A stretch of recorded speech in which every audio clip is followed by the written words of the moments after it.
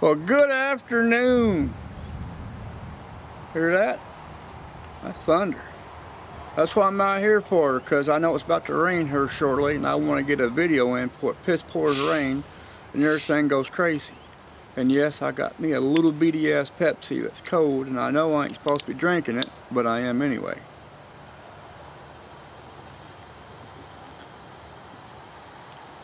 Ah, ice cold Pepsi. I think that's gonna be one of the things I'm gonna miss the most when I kick the bucket. It's an ice cold Pepsi. Coca-Cola is good occasionally, but I don't know, I like Pepsi a lot better. Actually, I prefer RC.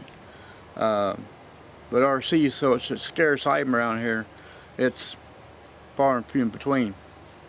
But anyway, yesterday afternoon I canned a case,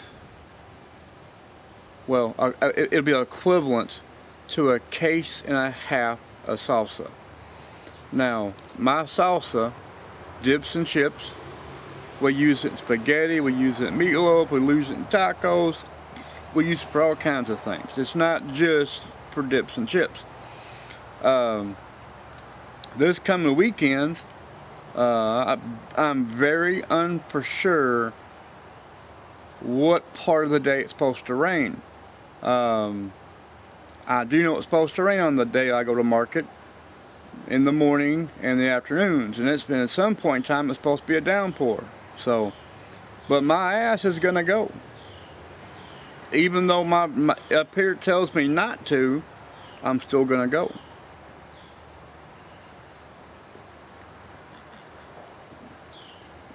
I probably will not fix a lot of stuff. I might just fix a little bit here and there, and that's about it. Have one table, be done with it, and see how things go. I usually have 2 tables with me. This time I might just have a table. Not for sure. A single table would probably be a lot easier to deal with, especially if it piss pours rain all day long and everything else, or equivalent of all day long. Of course, I know it's not supposed to rain all day. It's supposed to rain in the morning, break up sometime in the afternoon, and then sometime in the afternoon starts like off and on, like little light rains, and then it's supposed to downpour in late afternoon. Whichever the case may be, I don't know yet, because it's so many days away. But I got a buttload of cucumbers, because I did some horse trading at market, trading for this and trading for that. And I love trading. Oh, don't get me wrong, I love trading. I got that from my great-grandfather. He was a horse trader from here in Kalamazoo. He'd trade anything, and that's where I get it from. I know I do. But I got a ton of cucumbers, and I got some really big ones. Way bigger than you can actually probably should be using for canning. But I found a recipe online. It's a cucumber relish, and I think I'm gonna make it, just because I got so many damn cucumbers. But the only difference I'm gonna do is use your screwdriver, for example. Now, think of this being a great big old fat cucumber. Slice that puppy down the middle. Actually, first of all, cut off the tip of one end, cut off the tip at the other end, and then slice it down the middle. And after it falls apart, say this is a flat piece. Take your spoon and scoop out all the center part of all that gel and seed and everything else. Just take out that whole cavity of seeds and just leave the meaty part.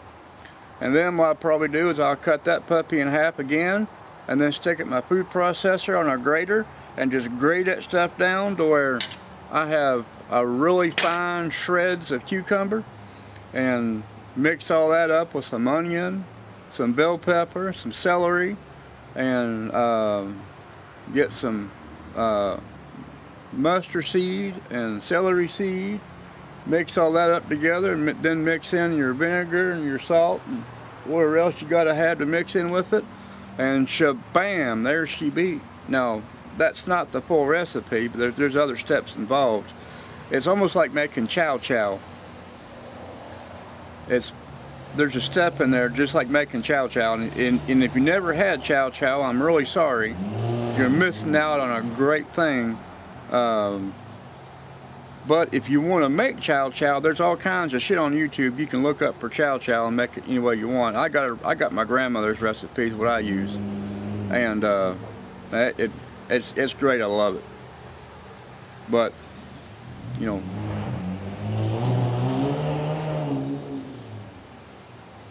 what a jackass.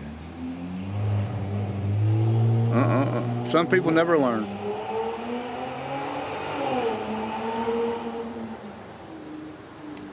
That little 6-cylinder full-size truck sounded like shit. But it is what it is.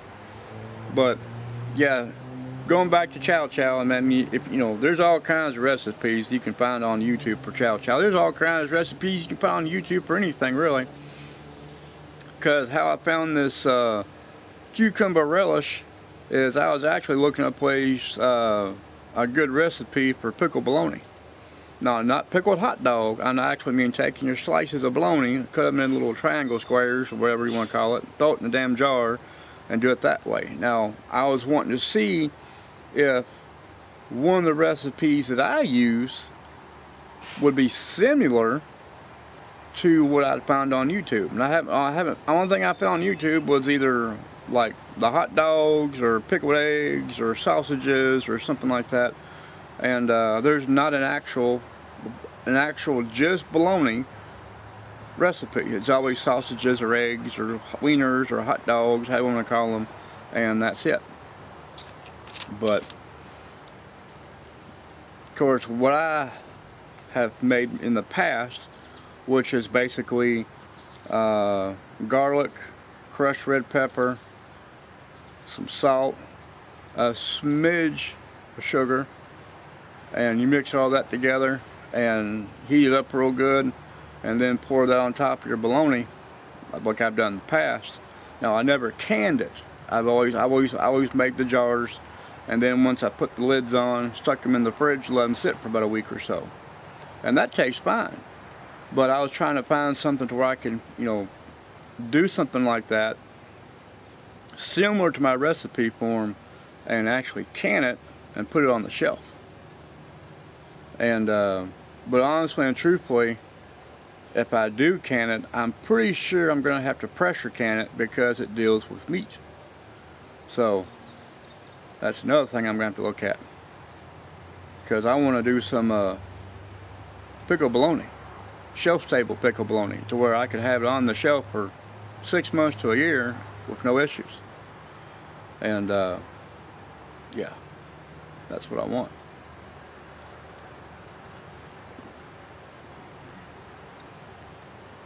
The bad thing about drinking a Pepsi, it just makes you more thirsty. It's all that salt's in there, and some of the sugar. Sugar ain't so much the problem, it's the salt. And that's the problem about drinking an ice cold Pepsi. This thing here is what? I think it's a 16-ounce bottle. Yeah, 16-ounce bottle. One pint of Pepsi. That's all I really need. And I can drink this one Pepsi and I'd be good for 2 or 3 or 4 days, not needing anything. Salt tranquilized.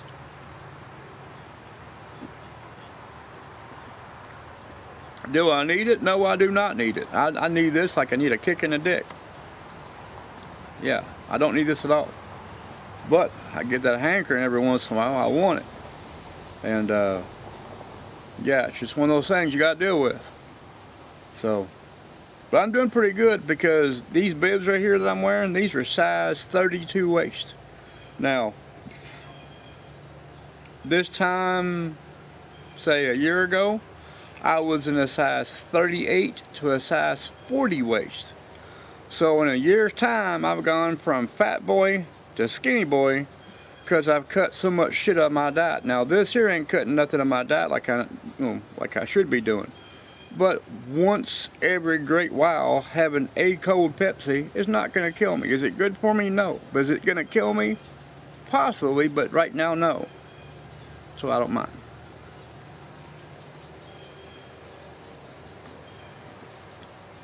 Most of my tomatoes over there, man, I got some large green ones, and my tomato plants are loaded with green ones. They're just not turning. And my zucchini I planted, I got a great big old swarm of zucchini plant. I got flowers all over the place. They ain't producing. I got cucumber vines all over the damn yard. Buds all over the place. Now I do got some little bitty ones and some little small scrawny ones like that. They're producing a teeny bit, but not like they should be. I got some tomato plants from one of the vendors at the market. I got a bunch of other plants from them, and they grew up nice and big. They got really good looking plants, nice and healthy and everything. And then within 24 hours, snap of a finger, bam, they were brown as a bark of a tree and as dry as a 7-year-old stick. And they just died overnight. And I tried reviving them, tried giving them some extra fertilizer, stuff like that, see if they could bounce back. Nothing. They just died.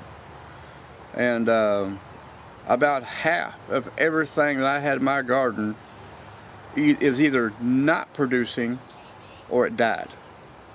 And one of the other vendor ladies I was talking to, I don't think she has a YouTube. She might, but I'm not for sure.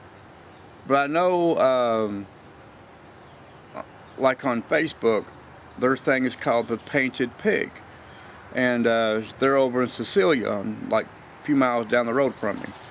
And but she was telling me a couple months ago that there's a lot of bad seed. And basically the plants would grow, start out nice and good and healthy, and then before they could produce, they'd just die. Or something would go wrong, they just wouldn't produce. And I think that's what I got, a lot of bad plants, because I've done the same routines I've done for years, and nothing's happening. And then on top of it, most of them are dying, or they're not producing. So I'm thankful that there's other people at the market that have got very well produce for like tomatoes and cucumbers and things like that. Because what I have, I got tomatoes, not very many, but I got tomatoes. Most of them are green. Now, if I was gonna have fried green tomatoes, I'd be in hog heaven. But I don't want fried green tomatoes. I want a bunch of red tomatoes so I can make more salsa. Because I'm gonna tell you right now, one case of salsa in the house is not gonna last us through the winter. I'm gonna have to make at least a minimum of 4 cases, bare minimum 4 cases.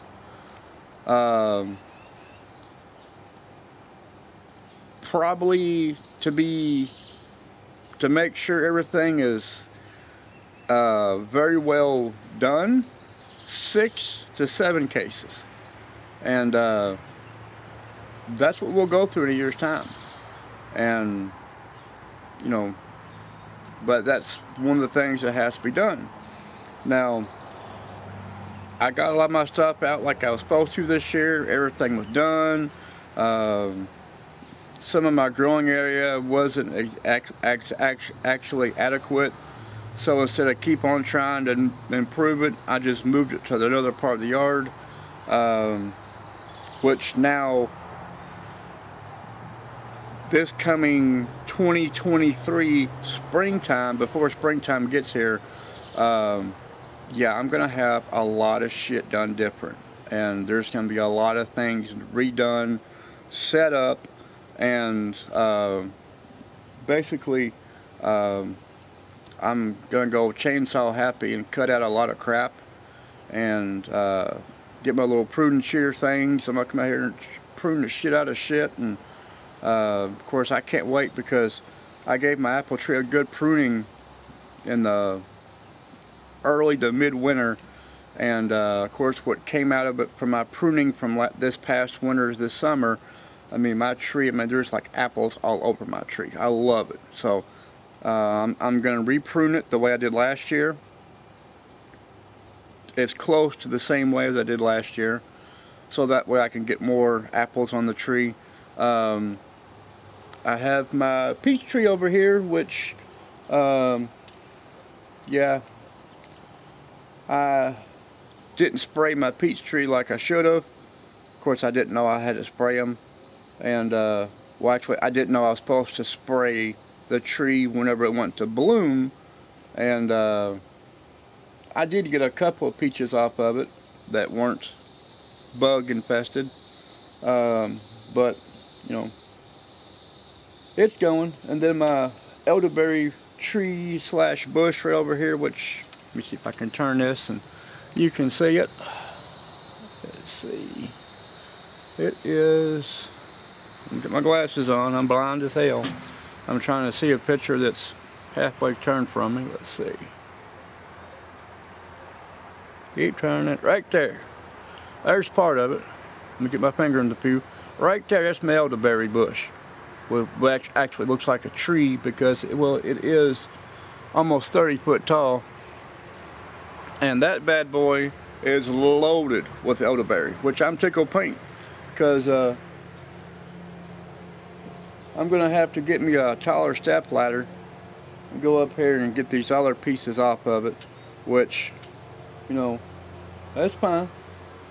A lot of my lower branch ones down that were kind of down below, there's nothing really too much that's low anymore. I got a 24 foot step ladder. I think it's 20. No, it's not 24. It's about 12.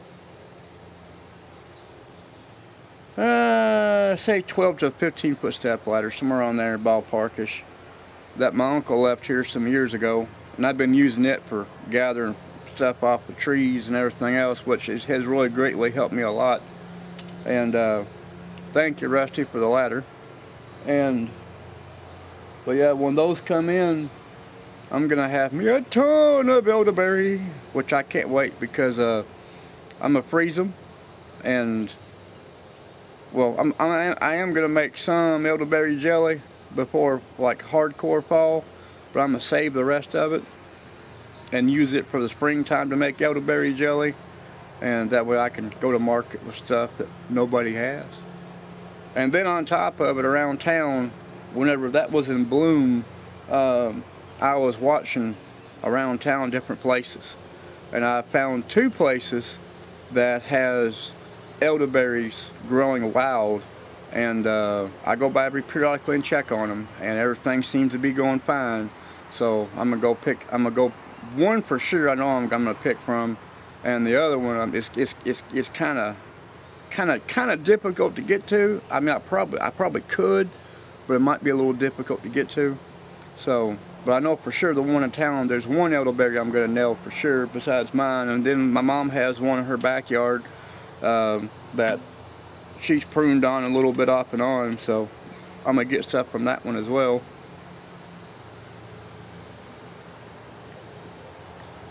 And I'm gonna have a shit ton of elderberry, which I can't wait.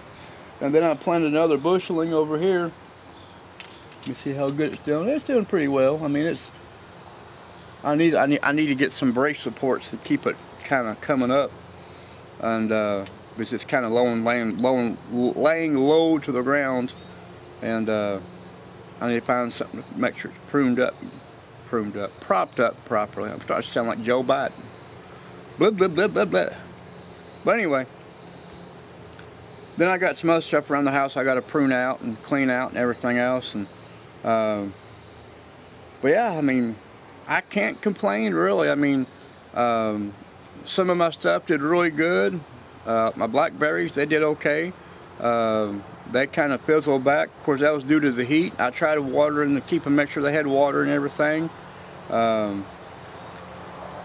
yeah, there's a lot of things that are around the yard that have produced well, and there's a lot of things that did not produce well.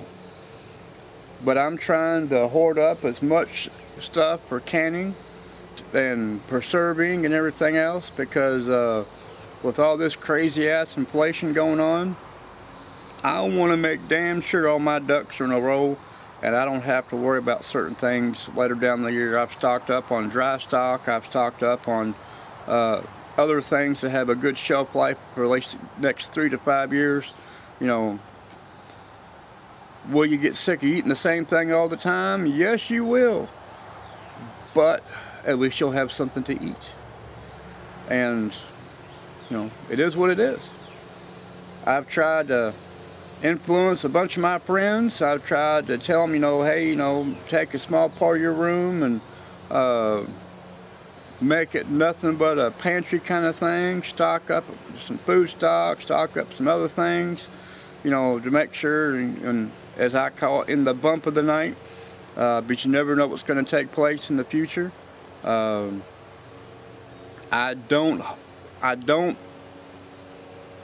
I foresee things taking place, but I hope they don't.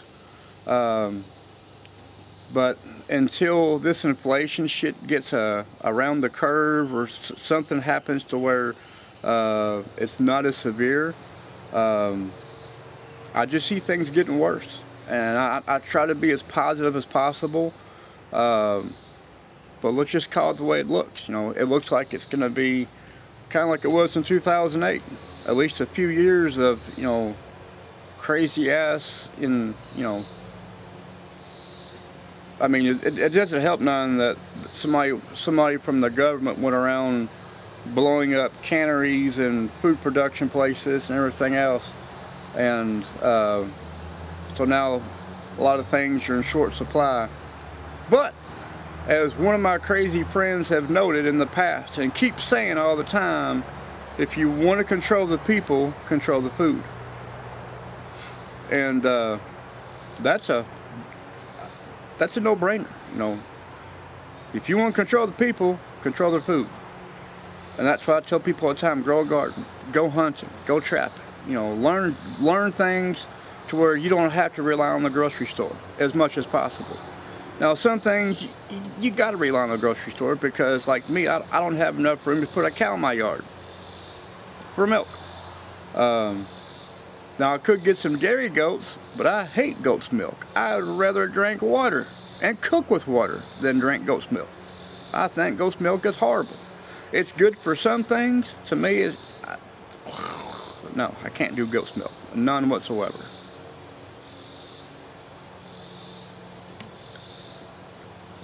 I'm out of Pepsi almost. I got one little swallow.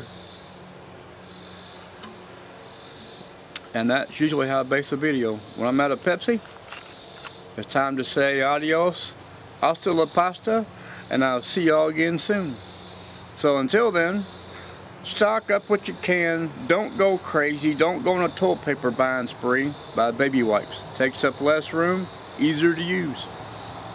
I've told people this for a long time ago. Don't go out and buy up a shit ton of toilet paper, because it takes up all this room you can use for something else. If you buy a case or two of baby wipes, it'll take up like a box. And, you know, there you go.